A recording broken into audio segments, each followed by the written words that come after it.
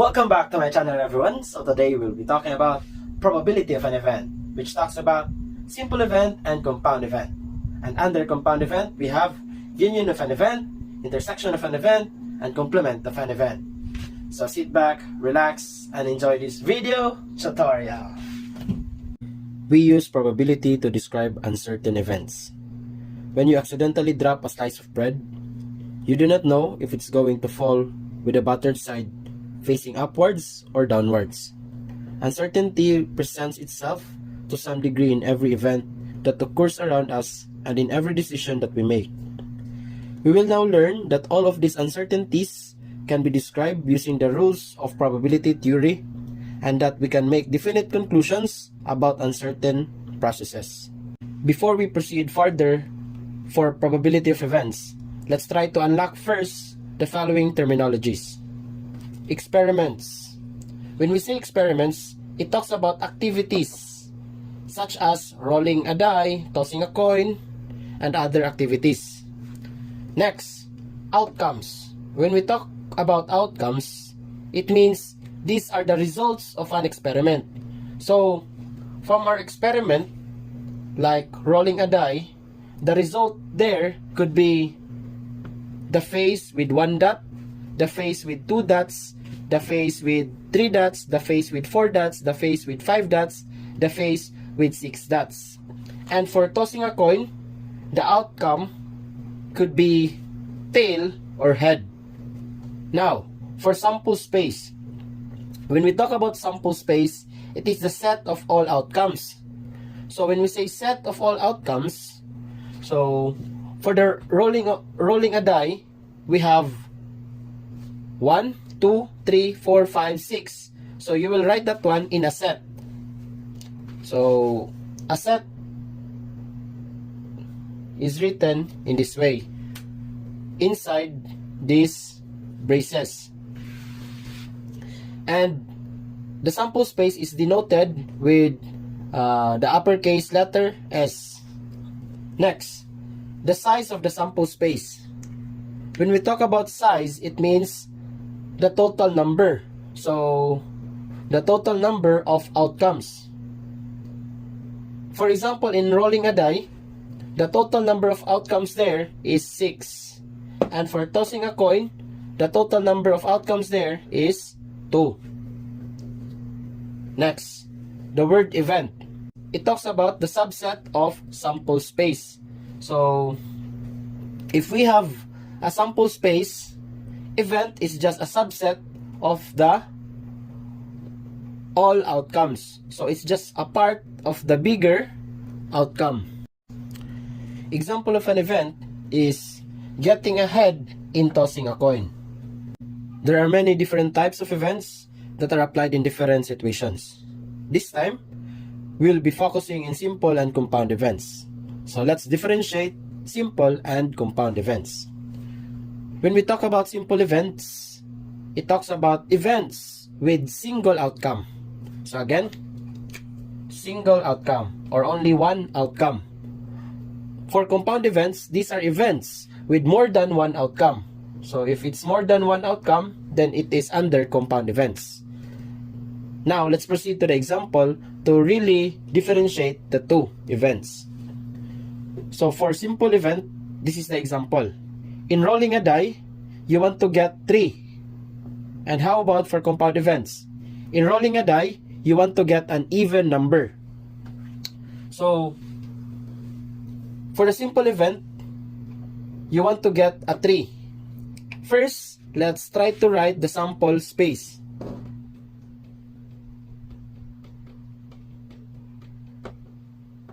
Which is denoted with uppercase letter S. Again, a sample space is the set of all outcomes. So when you roll a die, the outcomes are the following: 1, 2, 3, 4, 5, and 6. Now, if you are to be asked what is the size of your sample space, the size of your sample space is 6. Why? Because there are 6 elements. 1, 2, 3, 4, 5, 6. 6 elements. Each one of these data are called elements. So there are 6 elements. Next, what is the event? Because it has a single outcome, the event is to get 3. So, event is equal to set of 3. And if you are to be asked what is the size of your event, the size of your event is 1. Why is it 1? Because it is a single outcome which is under simple events. So, the size of your event is always 1 if it's under simple events, because we only have a single outcome. How about for compound events? Will it still be the same, which is equal to 1, or will it be a different number? So, rolling a die to get an even number, the sample space is still the same because the example is rolling a die.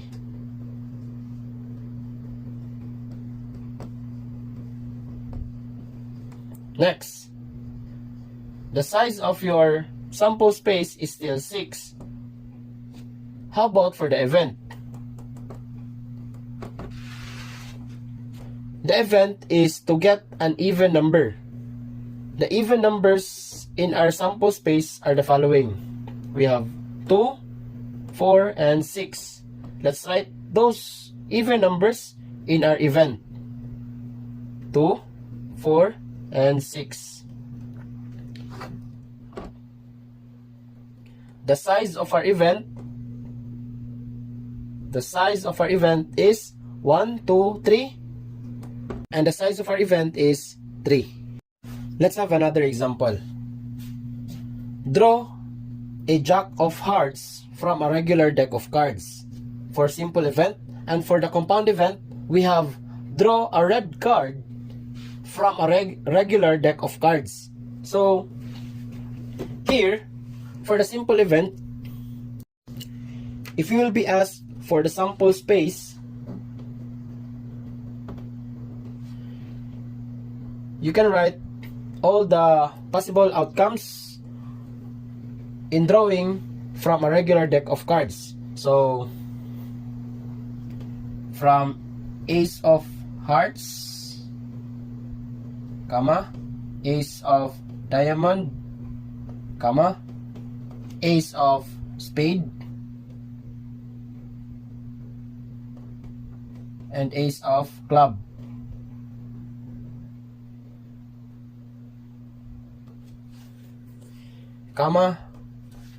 Two of hearts, 2 of diamond, 2 of spade, and 2 of club, and so on and so forth until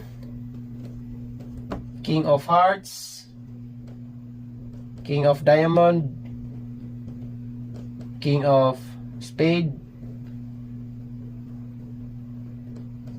king of club.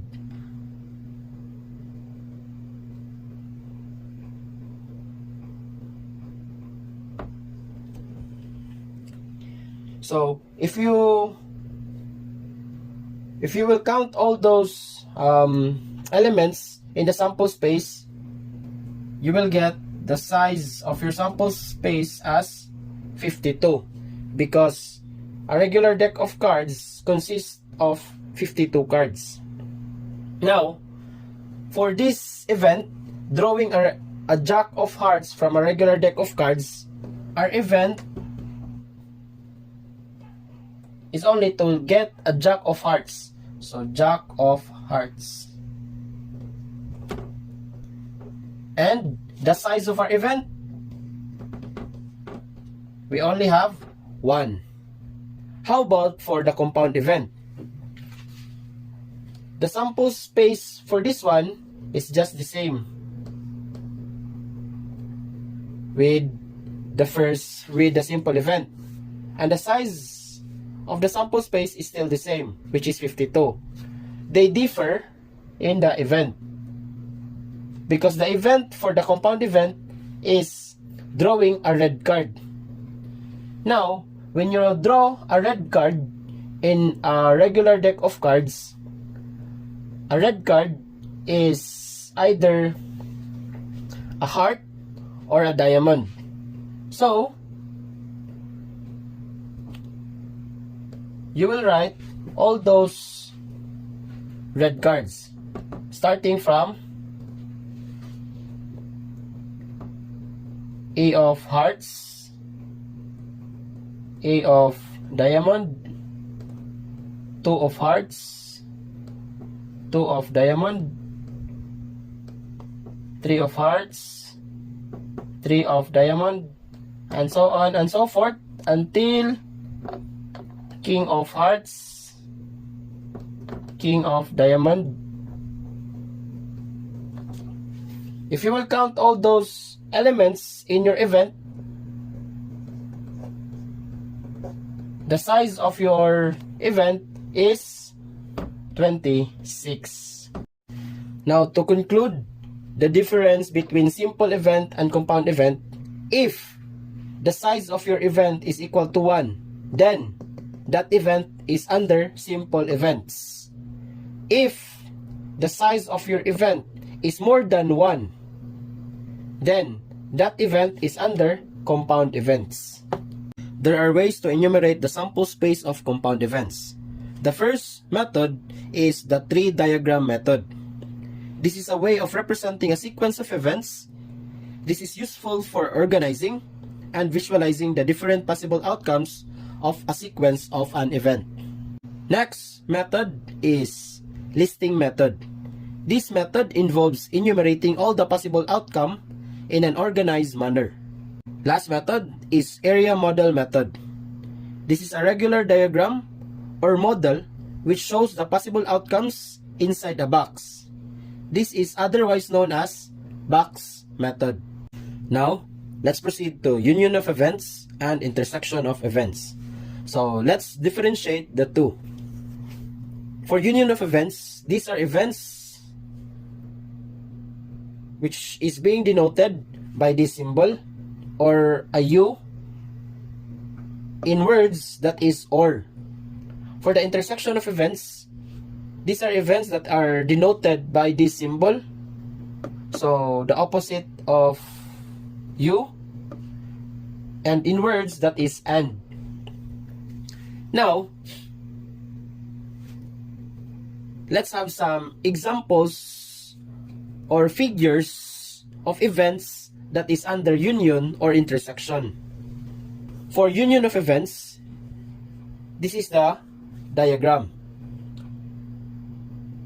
A union of B.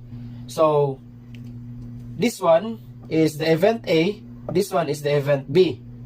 The union of A and B is this one. So, they are being shaded. How about for intersection of events? When we say intersection, it is only the overlapping part. So, in this figure, the overlapping part is the middle part. So, this one is the intersection of A and B. Let's have more example under union and intersection of events. There are 500 students in a school.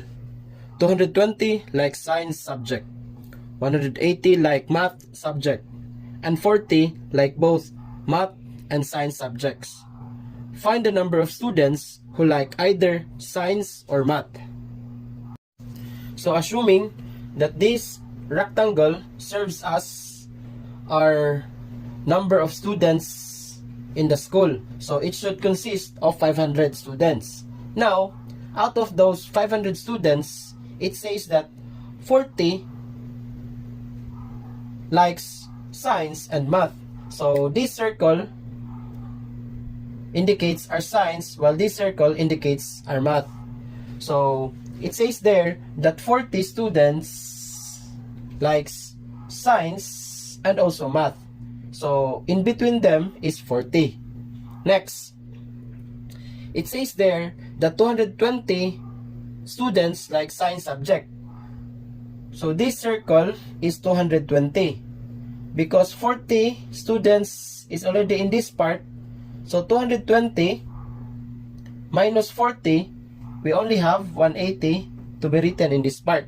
Still, this circle, which is science subject, is equal to 220. Again, this circle is 220. 180 plus 40. Next, for the math subject, it says there that 180 like math subject. Because 40 is already in this part, so what is to be written in this part is 180 minus 40, it is 140. Still, this circle for math subject is equal to 180. Next, 180 plus 40 plus 140 is equal to 360. It says there that we have 500 students. So where are the other students? The other students like other subjects, which is equal to 140 students. So let's check. 180 plus 40 is 220. Plus 140 is 360. Plus 140, that is 500. Now, I would like you to find the number of students who like either science or math. So, when we say either, it means they like science and they also like math. So, either is equal to or. When we say or, it means union. So, we will be looking for the union of S and M. S union of M. To solve for that one, we have the formula. The formula is S plus M minus the intersection of S and M. So we have intersection of S and M. Again, to solve for the union of S and M, that is equal to S plus M minus the intersection of S and M. Let's substitute. Our S is, it's not 180, but it is 180 plus 40. That's 220 plus. Our M is not 140 but 140 plus 40 because that is the circle of M. That is 180 minus, what is the intersection of S and M? The overlapping part is the intersection, and that is 40. 220 plus 180 is equal to 400. 400 minus 40 is 360. So, the union of S and M is equal to 360 students.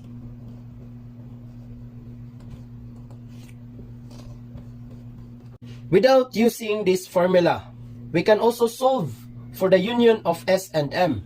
How? We know that union, when we shade these figures here, union of S and M is shading the parts of S until M. Okay? That's union. Now, what is being shaded should be added. 180 plus 40 plus 140. 180 plus 40 is 220. 220 plus 140 is 360. So, you can do using the formula, or you can also solve this one using the shading technique. And for the intersection of events, let's have the same problem but different given.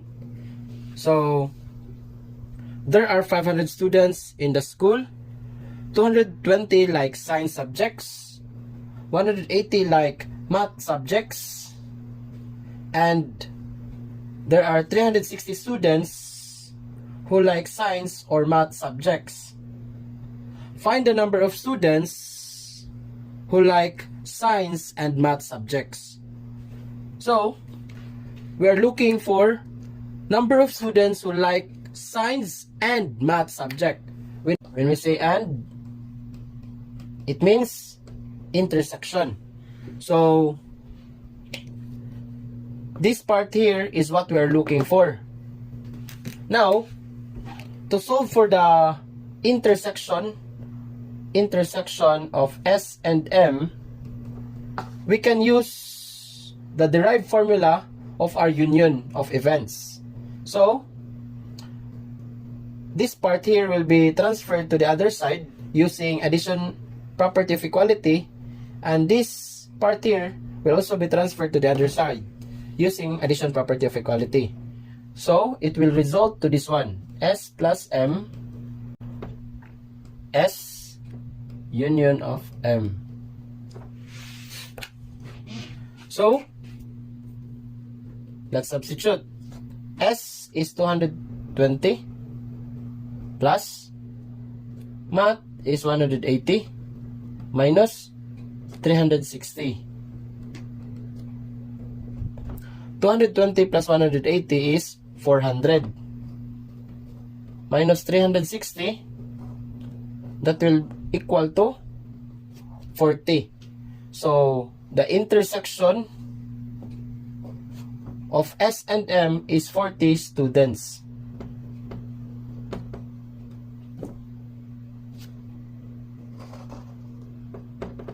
So this part here is 40 students. Now let's have more examples in solving for union and intersection of events. So I have here three figures. The first figure is a partially overlapping figure. The next one is a disjoint, while the last is a fully overlapping figure. The rectangles represents the sample space, while the circles represents the events. In a partially overlapping figure, let's try to solve the union of A and B. The union of A and B is 3 plus 1 plus 6. 3 plus 1 plus 6. That is equal to 10. Now let's solve for intersection of A and B. The intersection of A and B is the overlapping part, and that is 1. Okay, now let's proceed to the disjoint figure. In a disjoint figure, let's try to solve for the union of A and B. The union of A and B is 2 plus 7. 2 plus 7 is equal to 9. How about for the intersection of A and B? When we say intersection, it means the overlapping part. Does A and B overlap to each other? Did they? So they don't. It means the intersection of A and B is a null set or an empty set. This figure. Next, for the fully overlapping part, let's try to solve for the union of A and B. For the union of A and B, the A is 3 and B is 8. So 3 plus 8 is 11. How about for intersection of A and B? Intersection of A and B is this part here, the overlap part, which is all parts of A, which is 3. For the last one, we have complement of an event. It consists all outcomes that are not in the sample event A. It is denoted by this symbol, which is an apostrophe, or it could be a superscript C. Let's have some examples to really understand what is a complement of an event. Tossing a coin. In tossing a coin, the complement of head is tail. And for the days of the week, the complement of Monday, Wednesday is, so Monday and Wednesday is not included, so we have Tuesday, Thursday, Friday, Saturday, and Sunday. So in short, complement of an event is getting all the outcomes, but a certain event is not included, just like in our examples. In tossing a coin, the outcomes are head and tail. When we say complement of head, so head is not included, so the answer is only tail. For the second example, days of the week. So the days of the week are Monday, Tuesday, Wednesday, Thursday, Friday, Saturday, and Sunday. Complement, because we're looking for the complement of Monday and Wednesday, so Monday and Wednesday is not included. So the answer is Tuesday, Thursday, Friday, Saturday, and Sunday. Now for the last example, which is under complement of an event. An advertising agency finds that of its 210 clients, 115 use television, 130 use magazines, and 55 use television and magazines. Find the number of clients who do not use magazines. First, let's illustrate the problem through a Venn diagram. So, it says that 55 use television and magazines. When we have and, so it means it is the intersection part, television and magazines. So 55 is written here, which is the intersection. Next, it says that 130 use magazines. So the circle for magazines is 130. Because 55 is already written here, what is left for 130 is 75. Check. 55 plus 75 is 130. Next, it says that 115 use television. So for this circle which is under television, it's 115. Because we already written 55, what is left for our 115 is 60. Let's check if it's equal to 115. 60 plus 55 is 115. Now, let's check if its total is 210. 60 plus 55 is 115. Plus 75, that is equal to 190. So it's not equal to 210. So where is the 20 clients? The 20 clients is found outside. So it's neither television nor a magazine. Since we're looking for the clients who do not use magazine, so it implies that we need to get the complement of event M. So what we're looking for is these persons here. Let's shade them, but not including the circle for M.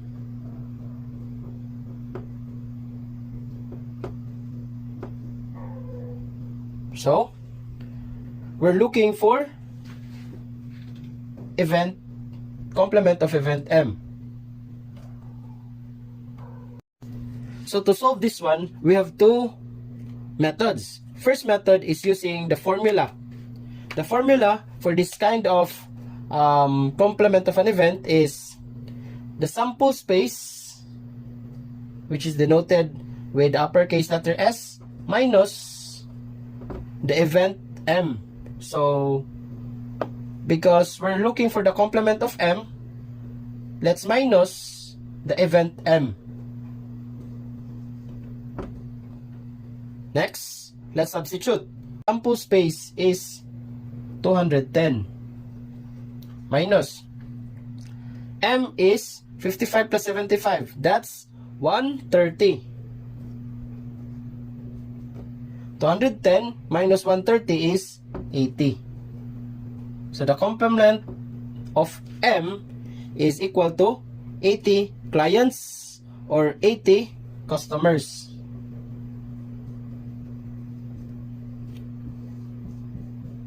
Now for the second method, you can use the shading technique. So because you have already your Venn diagram, you can just add those shaded parts. So the shaded parts are this one, which is 60, and the outer part, which is 20. 60 plus 20 is 80. Again, for the second method, which is the shading method or shading technique, just add the shaded parts. The shaded part here is 60 plus the shaded part outside is 20. That is equal to 80. So 80 clients, which is just the same with this one. That ends my discussion for week 6. I hope you've learned something, and see you on my next video tutorial. Bye bye.